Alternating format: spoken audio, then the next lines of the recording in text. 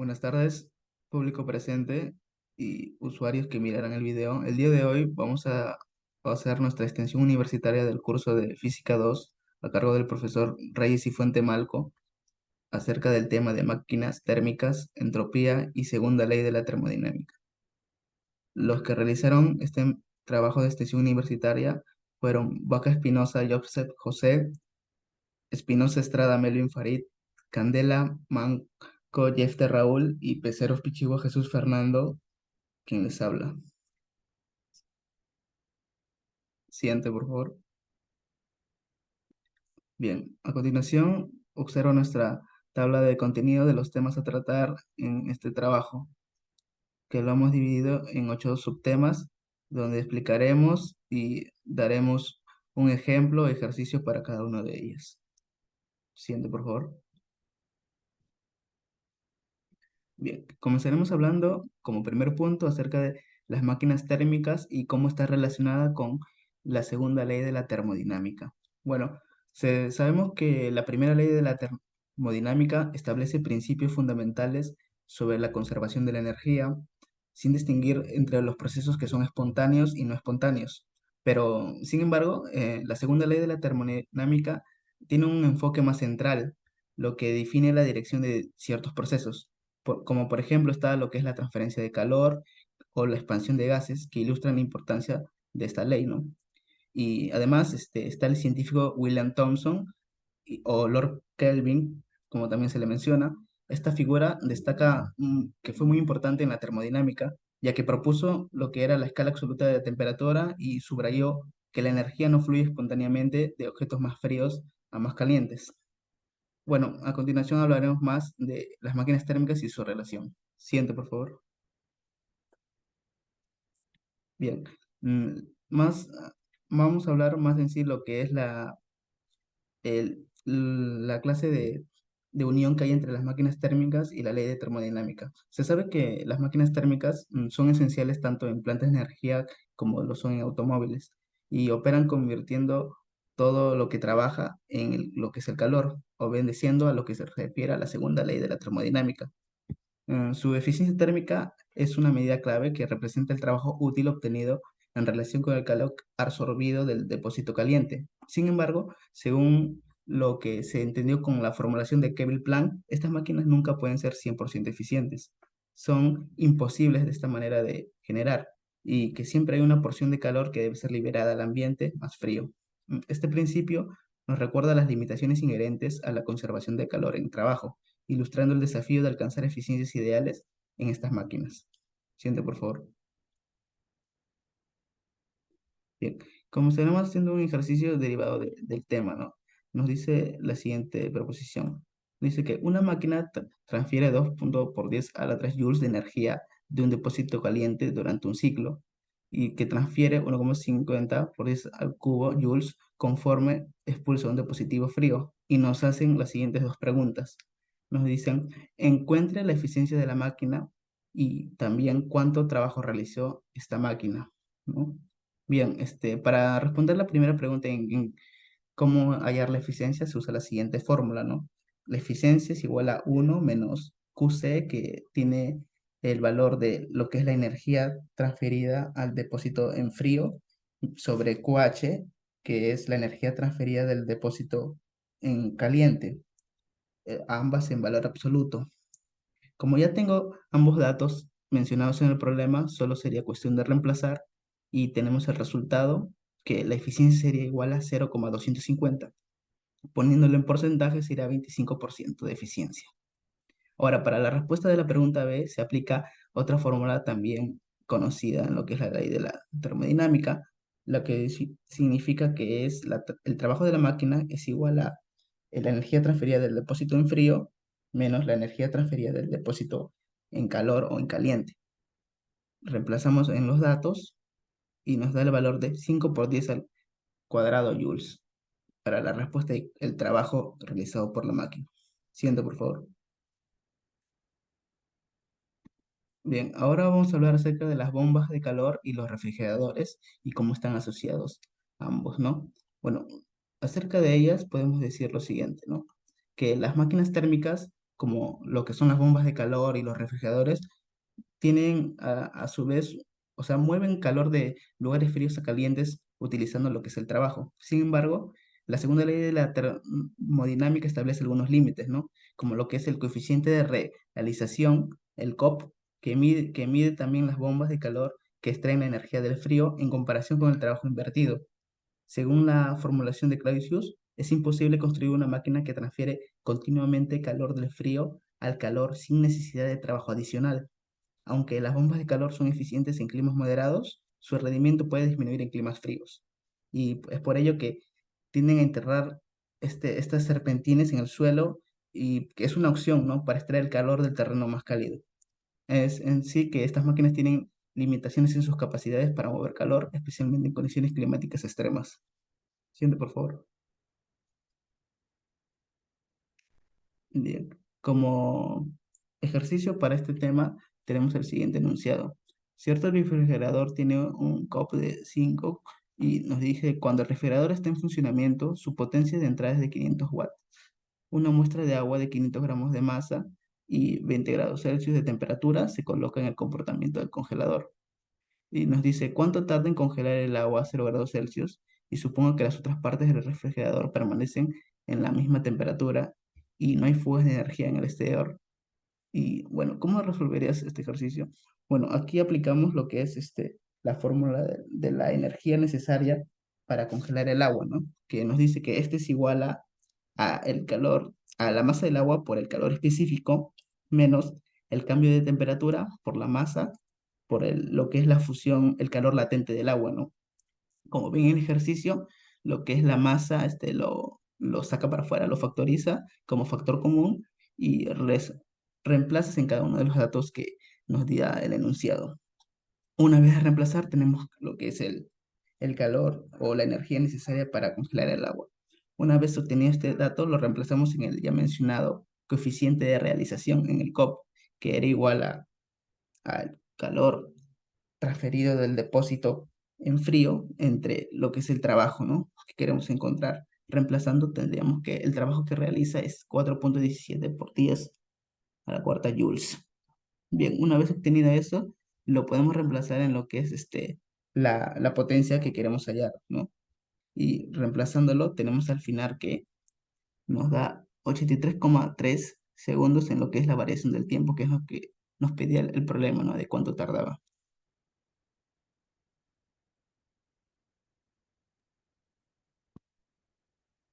Bien, continuando con los procesos llamados reversibles e irreversibles, en un proceso reversible el sistema experimenta cambios de tal manera que puede retornar a sus condiciones iniciales, siguiendo exactamente la misma trayectoria en un diagrama de presión-volumen. En cada punto a lo largo de esta trayectoria, el sistema se encuentra en un estado de equilibrio. Además, un proceso que no cumple con estos criterios se consideraría un proceso irreversible. Todos los procesos naturales son naturalmente irreversibles, como por ejemplo tendríamos la expansión libre de un gas adiabático, y a pesar de que todos los procesos reales son irreversibles, algunos son casi irreversibles, ya que si un proceso real ocurre muy lentamente, tal que el sistema siempre está muy cerca de un estado de equilibrio, el proceso se puede aproximar como reversible. Siguiente, por favor. Bien, la máquina de Carnot. En 1824, un ingeniero francés llamado Sadi Carnot describió una máquina teórica ahora llamada máquina de Carnot. Él demostró que una máquina térmica que funciona en un ciclo reversible ideal llamado ciclo de Carnot entre dos depósitos de energía es la máquina más eficiente posible. Este Sadi Carnot fue el primero en demostrar esta relación cuantitativa entre trabajo y calor y en 1824 publicó su única obra Reflexiones acerca del poder motriz del calor. Siguiente. Bien, la demostración de la imposibilidad de superar la eficiencia de la máquina de Carnot implica comparar dos máquinas térmicas que operan entre los mismos depósitos de energía. La máquina más eficiente se utiliza para impulsar la máquina de Carnot como un refrigerador y al suponer que la máquina es más eficiente que el refrigerador, se llega a la conclusión de una transferencia neta de energía del depósito frío al caliente sin realizar trabajo sobre la combinación, contradiciendo a la segunda ley de la termodinámica según Clausius.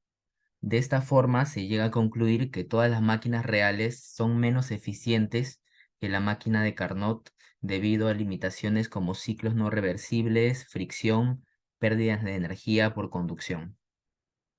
Siguiente. Bien, tendríamos un esquema de la máquina de Carnot. En el proceso de A a B, el gas se expande isotérmicamente mientras esté en contacto con un depósito. En el proceso de B a C, el gas se expande adiabáticamente. Y en el proceso de C a D, el gas se comprime isotérmicamente mientras está en contacto con un depósito. Y en el proceso de D a A, el gas se comprime adiabáticamente. Las flechas obviamente se refieren al pistón, indican la dirección de su movimiento durante el proceso. El siguiente. Bien, para finalizar tendríamos un pequeño ejercicio que dice, una máquina de vapor tiene un calentador que funciona a 500 Kelvin.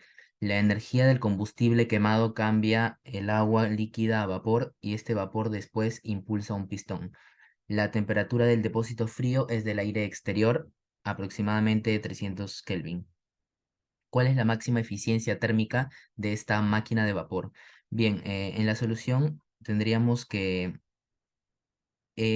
sub C sería 1 menos la temperatura C sobre la temperatura de, del calentador, que serían 500 Kelvin. Tendríamos entonces en la ecuación 1 menos 300 Kelvin, que sería la temperatura exterior, sobre 500 Kelvin, y esto nos daría un 0.400 o lo que sería igual a un 40%. Entonces, este sería el resultado de la máxima eficiencia teórica de la máquina. Obviamente en la práctica la eficiencia es considerablemente menor. Y a continuación le doy paso a mi siguiente compañero. Bueno, ahora continuamos con motores de gasolina y diésel. Para ello, en cada ciclo de un motor de gasolina se representan 6 procesos, los cuales 5 de ellos están representados en la figura que se observa en la pantalla. Además, en aquella explicación se considera el interior del cilindro arriba del pistón como un sistema que se lleva a través de ciclos repetidos en el funcionamiento del motor. Además que para un ciclo determinado, el pistón se mueve arriba y abajo 2 veces, lo que representa un ciclo de 4 tiempos que consiste dos recorridos ascendentes y dos recorridos descendentes. Los procesos en el ciclo se pueden aproximar mediante el ciclo de Otto, que se muestra en el diagrama de presión-volumen en la figura 5.2. Además que en la figura 5.1 representa la imagen ilustrada de los tiempos y en la 5.2 el significado del diagrama de presión-volumen.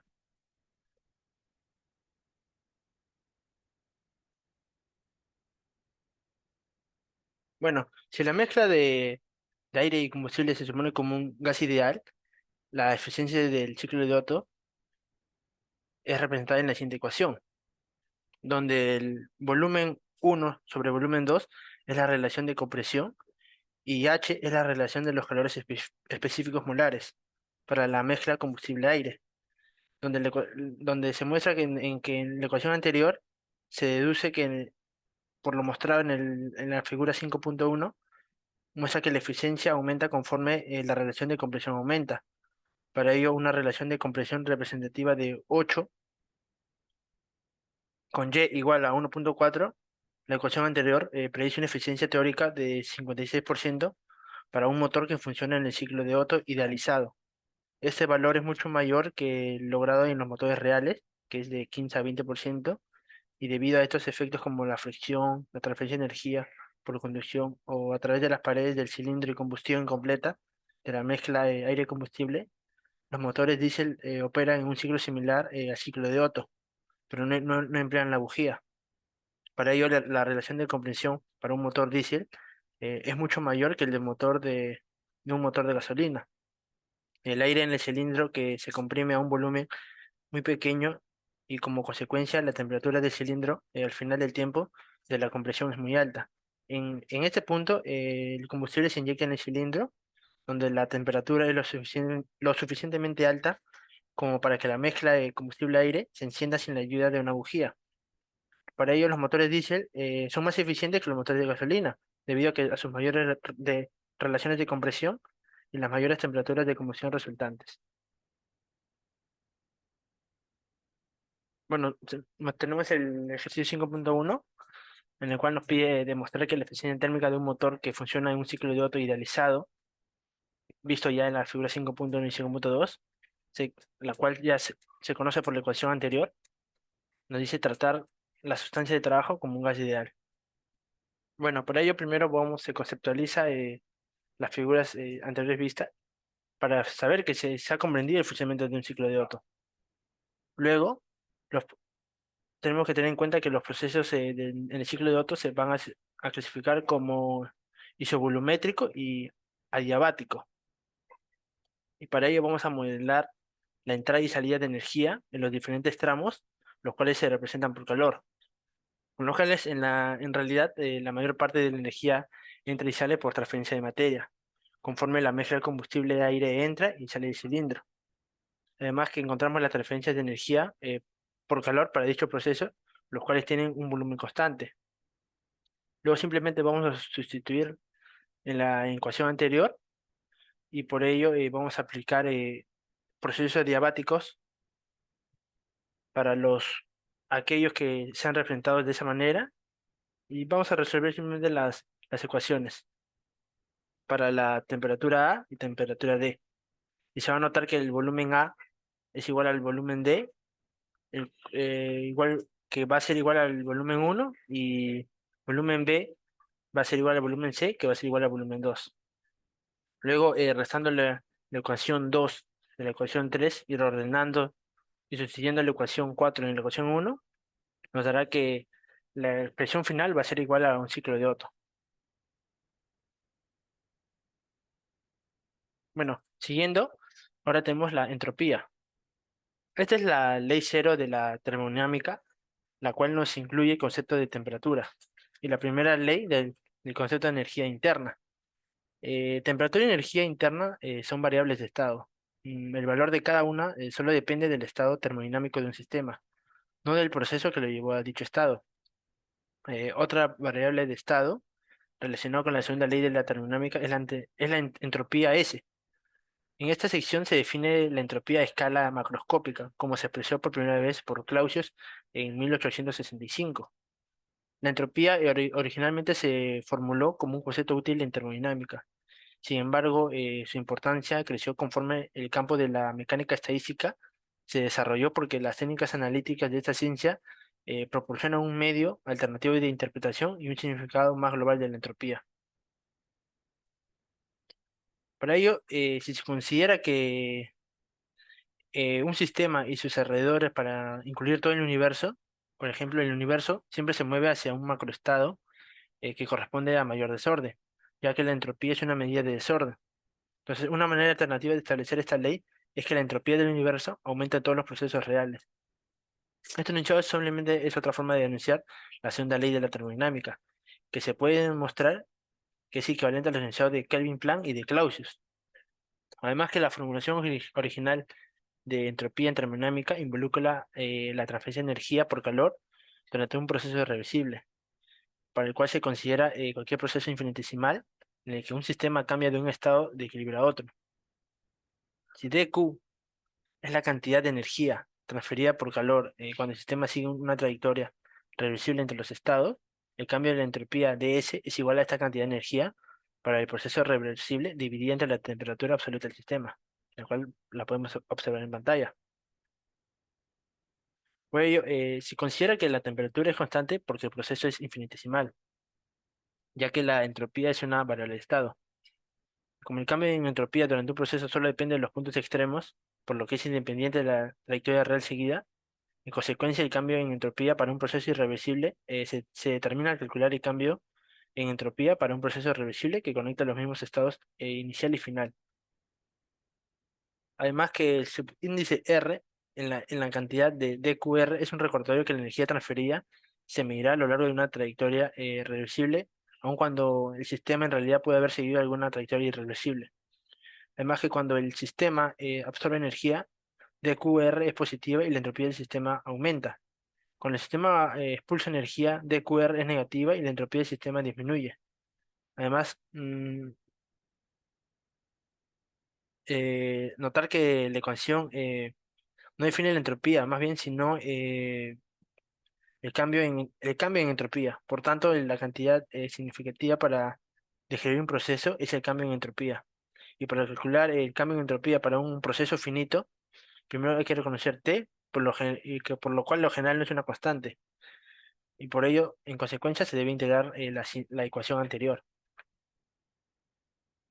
Y esto es igual como es un proceso infinitesimal, el cambio en entropía de un sistema que va de un estado a otro tiene el mismo valor para todas las trayectorias que conectan los dos estados. Esto es el cambio finito en entropía de un sistema que solo va a depender de las propiedades de los estados de equilibrio inicial y final, y que por lo tanto uno tiene la libertad de elegir una trayectoria reversible sobre la cual evaluar la entropía en lugar de la trayectoria real. En tanto, los estados inicial y final sean los mismos para ambas trayectorias. Bueno, para ello tenemos, para finalizar esta parte, tenemos un ejercicio en el cual nos dice que un sólido que tiene un calor latente de función LF se funde a una temperatura Tm. Nos dice calcular el cambio en entropía de esta sustancia cuando se funde una masa de la sustancia. Para ello vamos a imaginar que se va a colocar una sustancia en un ambiente caliente. Así la energía que entra en la sustancia mediante calor, el proceso se puede invertir al colocar la sustancia en un ambiente frío, por lo cual la energía va a salir de la sustancia por calor. Luego ya con esto se tiene que la fusión tiene lugar a una temperatura fija y el proceso se clasifica como isotérmico. Para ello vamos a aplicar la ecuación anterior y va a notar que la temperatura va a permanecer fija. Por ello es que al final nos va a notar que la variación de la entropía es positiva, lo cual va a representar que el cubo de hielo va a agregar energía. Por ello se concluye que cuando un sólido se funde, su entropía aumenta, por lo cual las moléculas están mucho más desordenadas en el estado líquido de los que están en el estado sólido. Y el valor positivo para la entropía también significa que la sustancia en su estado líquido no transfiere energía espontáneamente a los alrededores calientes ni se congela, porque hacerlo involucraría un aumento espontáneo en orden y una reducción en entropía.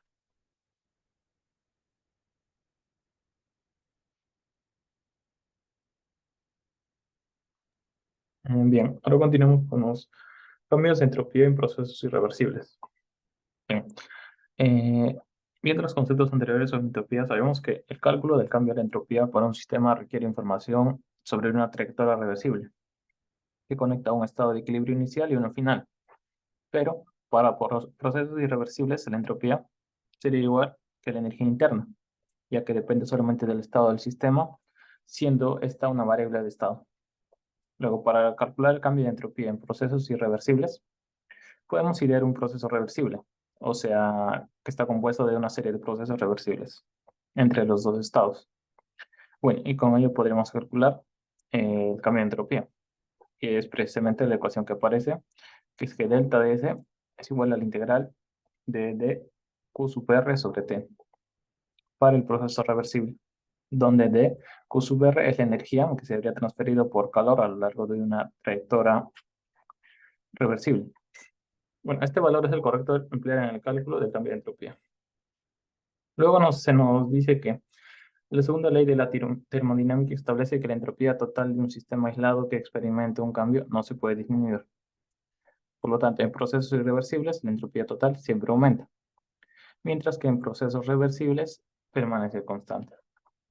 Cuando un sistema interactúa con sus alrededores es un proceso irreversible. En cambio, el aumento en la entropía de uno es mayor que la disminución en la entropía del otro.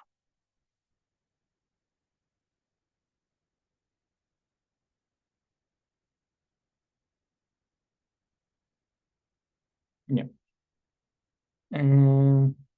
El cambio en última instancia, la entropía del universo tiende a alcanzar un máximo representando un estado de temperatura y densidad uniformes donde todos los procesos físicos, químicos y biológicos serán llevados a un escenario conocido como la muerte térmica del universo. Y con eso tenemos que la entropía total de un sistema aislado que se somete a un cambio no puede disminuir. Luego tenemos un subpunto que es el cambio en entropía en conducción térmica. Bien, si nosotros consideramos un sistema compuesto por un depósito caliente y uno frío en contacto térmico y aislados además del resto del universo, sabemos que durante un proceso irreversible la energía Q se transfiere por calor desde el depósito caliente a temperatura a la cual llamaremos T sub H, al depósito frío a una temperatura T sub C. Luego, para encontrar un proceso reversible equivalente, sustituimos el proceso real en cada depósito con un proceso térmico reversible, donde la misma cantidad de energía se transfiere por calor. Con lo cual, sabemos que eh, simultáneamente el depósito caliente pierde energía Q, por lo que su cambio en entropía es menos Q sobre T sub H debido a que T sub H es mayor que T sub C. Luego, el aumento en la entropía del depósito frío es mayor que la disminución en la entropía del depósito caliente. Por consiguiente, el cambio en la entropía del sistema, y además del universo, siempre será mayor que cero.